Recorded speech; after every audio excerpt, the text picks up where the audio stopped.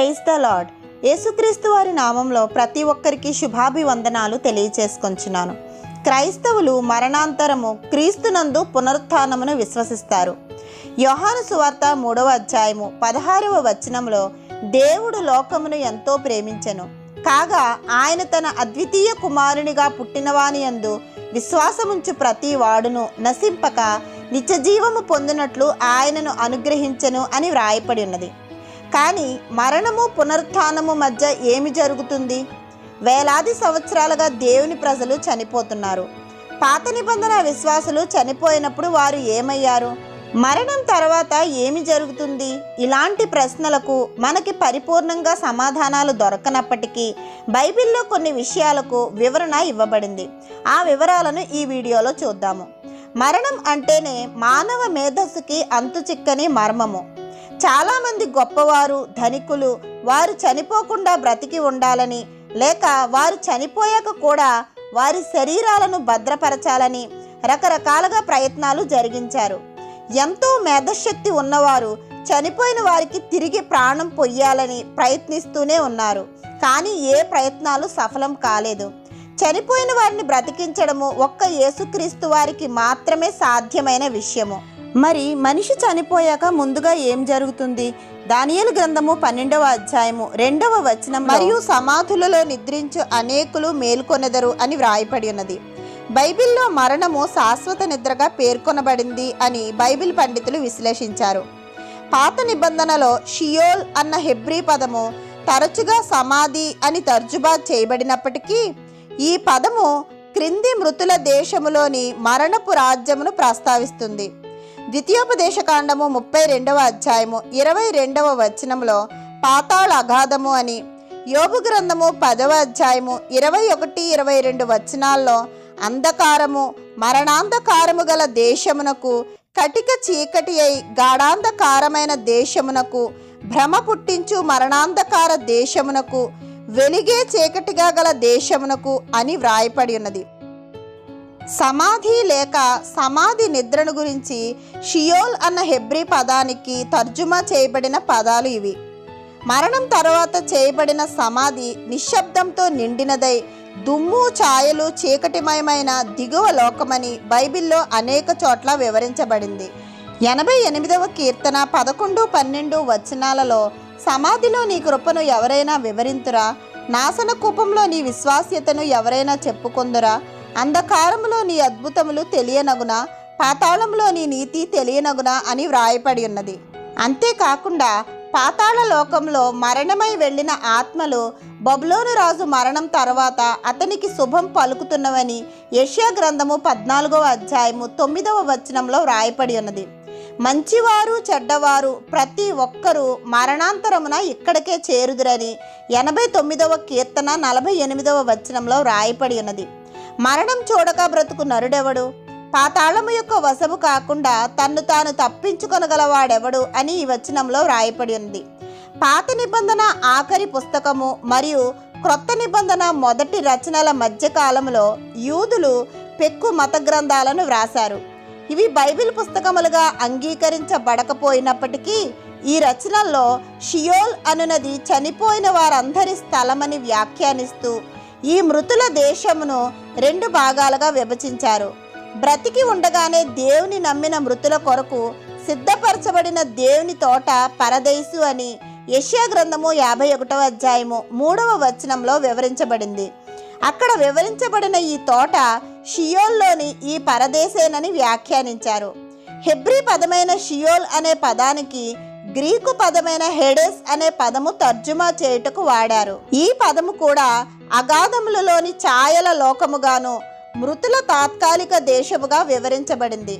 మరణము నొందిన వారు పాతాళ లోకపు వశమున ఉందురని ప్రకటన గ్రంథము 20వ అధ్యాయము 13వ వచనంలో వ్రాయపడి ఉన్నది. తీర్పు సమయమున సముద్రము తనలోనున్న మృతులను అప్పగించును, మరణమును పాతాళ లోకమును వాటి వశమునున్న మృతులను అప్పగించెను అని ఆ వచనాల్లో వ్రాయపడి ఉన్నది. మృతుల లోకము దుష్టులకొక శిక్షా స్థలముగాను, ఆశీర్వదించబడిన వారికొక పరదేశుగాను విభజింపబడినట్లు యూదులు విశ్వసిస్తారు. దీనికి నిదర్శనంగా లూకా సువార్త 16వ అధ్యాయము 19-31 వచనాల్లో ధనవంతుడు లాజరు ఉపమానం చెప్పబడింది. యేసుక్రీస్తు వారు సిలువలో రక్షింపబడిన దొంగతో నేడు నీవు నాతో కూడా పరదేశులో ఉందువని లూకాసు వార్త 23వ అధ్యాయము 43వ వచనంలో వాగ్దానం చేసినట్టు మనం చదువుతాము. అయితే యేసుక్రీస్తు వారు మరణించిన వెంటనే పరలోకమునకు వెళ్ళలేదు, కానీ దానికి బదులుగా ఆయన మృతుల లోకమునకు దిగి వెళ్ళినట్లు లేఖనాల్లో వ్రాయపడి ఉన్నది. మత్తయి సువార్త 12వ అధ్యాయము 40వ వచనంలో యోనా 3 రాత్రింబగళ్ళు తిమింగిలం కడుపులో ఎలాగుండునో అలాగే మనిషి కుమారుడు 3 రాత్రింబగళ్ళు భూగర్భంలో ఉండును అని వ్రాయపడి ఉన్నది. యేసుక్రీస్తు వారు మృతుల లోకమునకు వెళ్ళి అక్కడ అవిశ్వాసులకు బోధించుటకు నోవాహు దినములలో అవిధేయులైన చెరలోని ఆత్మలకు బోధించారు అని పేతురు భక్తుడు వ్రాశాడు. క్రీస్తువారు ఏమి బోధించారు అన్న విషయంలో సరైన స్పష్టత లేకపోయినప్పటికీ పాపం మీదను దుష్టత్వం మీదను క్రీస్తువారు తన విజయాన్ని ప్రకటించి హేడెస్లో ఉన్న ప్రతి ఒక్కరికి తన్ను మెస్సయ్యగా ప్రకటించారు. వారి జీవిత కాలంలో ఎవరైతే ఇశ్రాయేలు దేవుని యందు నమ్మిక ఉంచారో వారు యేసు ప్రభువుని విమోచకునిగా గుర్తించారు.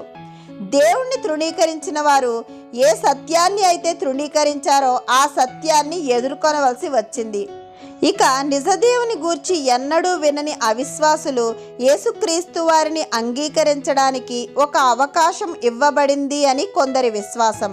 అంతేకాక క్రీస్తు వారి మరణం తర్వాత అనేక మంది పరిశుద్ధులు లేపబడి సమాధిలో నుండి బయటకు వచ్చి అనేకులకు కనిపించారని మత్తయి సువార్త 27వ అధ్యాయము 52-53 వచనాల్లో వ్రాయపడి ఉన్నది. మరణం తర్వాత ఏమి జరుగుతుంది అన్న విషయంలో నేటి క్రైస్తవులు విశ్వసించేది విశ్వాసులు మరణించినప్పుడు దేహము లేకుండా ఆత్మ పరలోకములో క్రీస్తు వారి 2వ రాకడ కొరకు వేచి ఉంటుందని, అవిశ్వాసులు అంచె తీర్పుకై వేచి ఉండుటకే హేడెస్కు వెళతాయి అని పౌలు భక్తుడు అనేక చోట్ల ప్రస్తావించాడు. అవిశ్వాసులు నిత్యముగా శిక్షించబడే ఈ స్థలమే నరకమని, ఇది తాత్కాలిక చెరాస్థలమని పేర్కొనబడింది. అయితే ఇది చివరి నరకం కాదు. క్రీస్తు వారి తీర్పు దినాన విశ్వాసులకు దేవుని రాజ్యమును, అవిశ్వాసులకు నిత్య నరకాన్ని ప్రకటిస్తారు.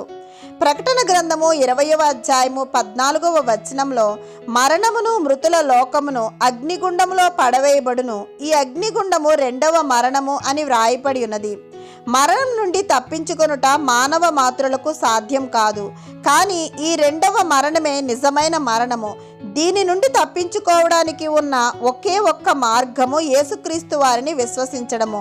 ప్రకటన గ్రంథము 20వ అధ్యాయము 15వ వచనంలో ఎవని పేరైనను జీవ గ్రంథమందు వ్రాయబడినట్టు కనబడని ఎడల వాడు అగ్నిగుండంలో పడవేయబడును అని వ్రాయపడి ఉన్నది.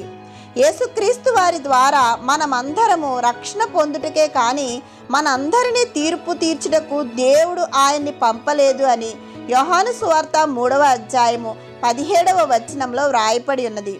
మొదటి కొరింథీయులకు రాసిన పత్రిక 15వ అధ్యాయము 54వ వచనంలో విజయమందు మరణము మృంగివేయపడెను అని వ్రాయబడి ఉన్నది.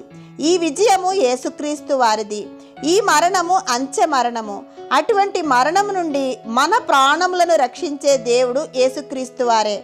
మనలను రక్షించుటకు, నిత్య నరకాగ్ని నుండి మనల్ని తప్పించుటకు దేవుడు అనుగ్రహించిన మార్గము క్రీస్తు వారి మార్గము. మన ప్రభువైన యేసుక్రీస్తు మూలముగా మనకు విజయము అనుగ్రహించుచున్న దేవునికి స్తోత్రం కలుగునుగాక. ఆమేన్.